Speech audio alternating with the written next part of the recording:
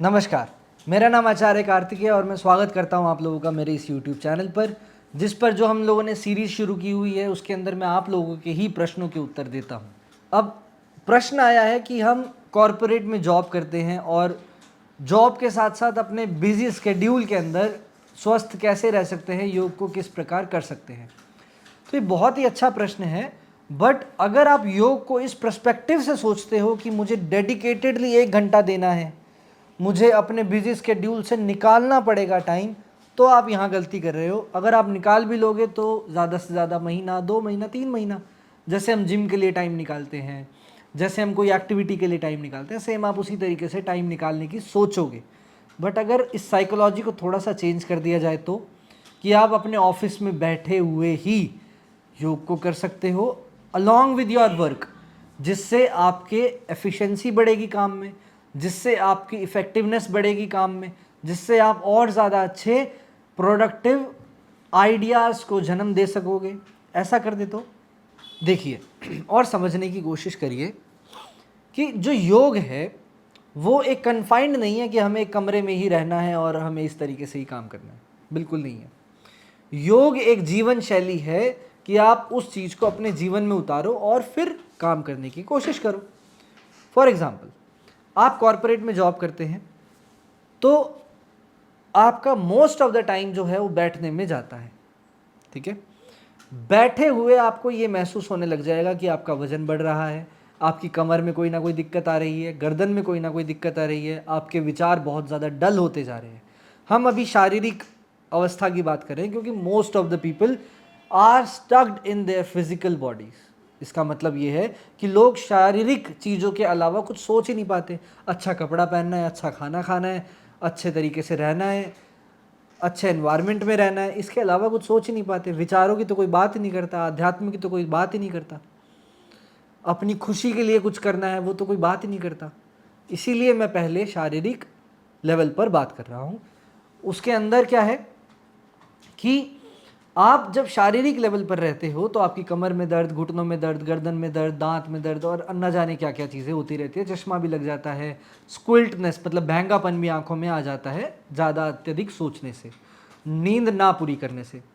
तो उस केसेस में आप अपने शरीर की भाषा को समझने की थोड़ी सी कोशिश करो। जैसे रात को जब आप सो रहे होते हो तो आप अपने आप रात को करवट ले लेते हो।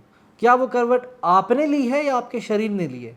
आप तो सो रहे थे पर शरीर अपनी अवस्था में था, उसको रिलैक्सेशन चाहिए था, तो वो कोई ना कोई करवट ले लेता है, अपना एक बॉडी पॉस्चर वो सेट कर लेता है जिससे उसको पूर्ण रिलैक्सेशन का अनुभव होता है। सेम उसी तरीके से आप अपने शरीर की भाषा को समझो कि आपको अब कैसे बैठने का मन है, आपको खड़े होकर स्ट्रेच करने का मन है या आपको रिलैक्स करके बैठने का मन है, पॉस्चर चेंज करने की ज़रूरत है या कुछ कुशन्स आपकी चेयर के अंदर ऐड ऑन हो जाए तो आपको ज़्यादा अच्छा रहेगा। जो आपके सामने स्क्रीन रखी हुई है वो नीचे की तरफ है या सामने की तरफ है या थोड़ी ऊपर की तरफ है, कैसे करें जिससे हमारे सर्वाइकल रीजन को और ज़्यादा रिलैक्सेशन मिले। हम अपनी स्क्रीन के आगे कोई प्रोटेक्शन ग्लास लगा दें या अपने चश्मे डाल लें ऐसे जो उस रेस से हमें बचाएं। ये सब जीवन जीने की शैली ही है और वही योग होता है। दूसरी बात, अपने सामने एक पानी का ग्लास रखो या बॉटल रखो, उसको सिप सिप करके पीना है या एकदम से पीना है। एकदम से तो वैसे नहीं पिया जाता है बट उसको सिप सिप करके पियो। हर आधे घंटे में 2 सिप पी ली, हर 1 घंटे में आपने आधा ग्लास पानी पी लिया। इस तरीके से अपना रूटीन डालो। ज़्यादा बोलने का काम है तो आप अपने साथ एक पानी का ग्लास रखो, कुछ मीठा रखो। अब मैं मीठे में सिर्फ चीनी ही नहीं बोल रहा, शहद रख सकते हो, गुड़ रख सकते हो, बहुत सारी चीज़ें आती हैं। खाने में अगर खाना है तो कितना खाना है, अपने क्षमता का आपको सिर्फ 50% खाना है, 25% लिक्विड और 25% आपका पेट खाली रहेगा। इस तरीके से चलो। खाने के साथ पानी मत पियो, खाने के साथ पानी नहीं पीना है। खाने के तुरंत बाद खाते ही बैठ नहीं जाना है काम करने के लिए। कम से कम अगर बैठ रहे हो तो चेयर पर ही वज्रासन लगा लो। इस तरीके से कर सकते हो, क्योंकि अगर हम मानते हैं कि कॉरपोरेट में ज़्यादा काम होता है, आप लोग बहुत बिजी हो, बहुत मतलब आपके पर्सनल सुख से ज़्यादा दूसरे का सुख आपके लिए इम्पोर्टेंट है, आपकी हेल्थ से ज़्यादा दूसरे की हेल्थ इंपॉर्टेंट है, दूसरे का करियर इंपॉर्टेंट है, दूसरे की कंपनी इंपॉर्टेंट है, तो मैं नहीं मना कर रहा हूँ। आप उसी चीज़ को वज्रासन में कर सकते हो उनके ऑफिसेज में काम, या अपना ही काम करते हो तो वज्रासन में टहलते हुए कर सकते हो। तो ये छोटे छोटे चेंजेस हैं जो आप कर सकते हो। हर 40 मिनट्स के बाद 5 मिनट का एक म्यूज़िक रिफ़्रेशिंग सा जो भी आपको मन करे वो करिए। कुछ एक गेम आप डिसाइड कर सकते हो, टास्क की तरह अपने काम को कर सकते हो, ऑर्गेनाइज करके आप काम को कर सकते हो कि अगर मेरे को बॉस ने आज ये सारे काम बताए हैं तो मेरे को कितनी देर किस काम पर देना है। अगर कोई काम में मैं स्टक हो चुका हूँ तो उसको थोड़ी देर के लिए छोड़ दो, दूसरा काम शुरू कर दो, तीसरा काम शुरू कर दो। इस तरीके से आप चीज़ें कर सकते हो। नेक्स्ट है कि आप जैसे मैंने फिजिकल बॉडी के तहत बताया कि आप स्ट्रेचेस वगैरह कर सकते हो।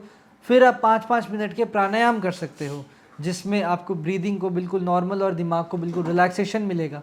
वो कैसे? सिर्फ 10 से 12 डीप इनहेल एक्सेल करना शुरू कर दो तो आप अपने ऑफिस में जो आपने प्रेशर कुकर अपने दिमाग में बना रखा है उससे रिलैक्स हो जाओगे, उससे रिलीफ मिलेगा आपको। तो ये छोटे छोटे चेंजेस हैं जो आप कर सकते हो।